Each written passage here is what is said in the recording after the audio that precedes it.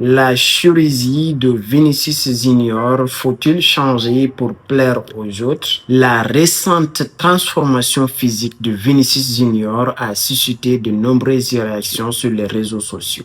Beaucoup estiment qu'il n'avait pas besoin d'une telle intervention, tandis que d'autres saluent son intervention. Cette situation soulève une question très importante, jusqu'où faut-il aller pour répondre au regard des autres? Salut, c'est Amadou, j'espère que vous allez bien aujourd'hui. Nous sommes à la une de l'actualité du jour. Bienvenue sur ma chaîne. Si c'est ta première fois de me découvrir, je t'invite à me laisser un coup de pouce bleu, t'abonner, activer la cloche de notification pour ne rater aucune de mes prochaines vidéos. C'est parti. À mon avis, Vinicius Junior n'avait pas besoin de subir cette chirurgie puisqu'il était déjà reconnu comme l'un des meilleurs joueurs de football au monde. Son talent, son travail, sa personnalité sont les véritables raisons de son succès, bien plus que son apparence. Aujourd'hui, les réseaux sociaux exercent une pression énorme sur les personnalités publiques. Chaque photo, chaque détail physique, commenté, moqué ou critiqué. Cette pression pousse certaines personnes à vouloir modifier leur apparence pour se sentir mieux ou pour faire taire les critiques. Pourtant, il est impossible de satisfaire tout le monde puisque même après une intervention esthétique, les critiques vont continuer sous une autre forme. Comme l'a dit Oscar Wilde, soyez vous-même, tous les autres sont déjà pris.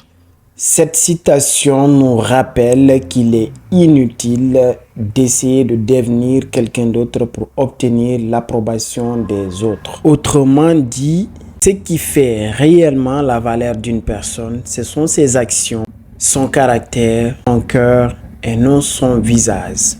Bien sûr, chacun est libre de faire le choix qu'il souhaite concernant son corps. Si une chirurgie est réalisée pour une raison médicale, après un accident ou pour corriger une souffrance psychologique profonde, cela relève d'une décision personnelle qui mérite le respect. En revanche, lorsqu'une intervention est motivée par la raison de jugement des autres, il est important de se poser une question très importante. Est-ce que je change pour moi-même ou pour satisfaire d'autres personnes qui continueront peut-être à me critiquer? Les réseaux sociaux créent parfois des standards de beauté irréalistes.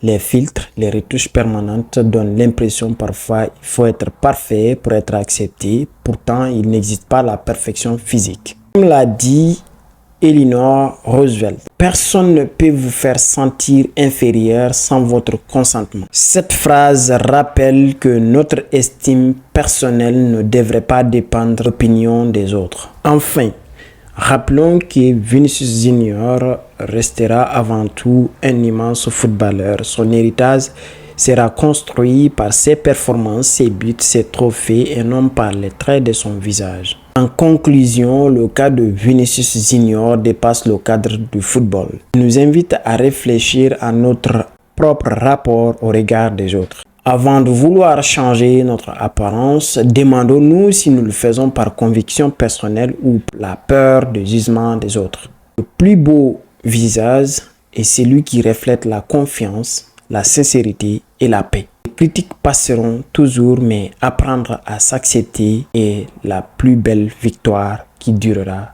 pour toujours.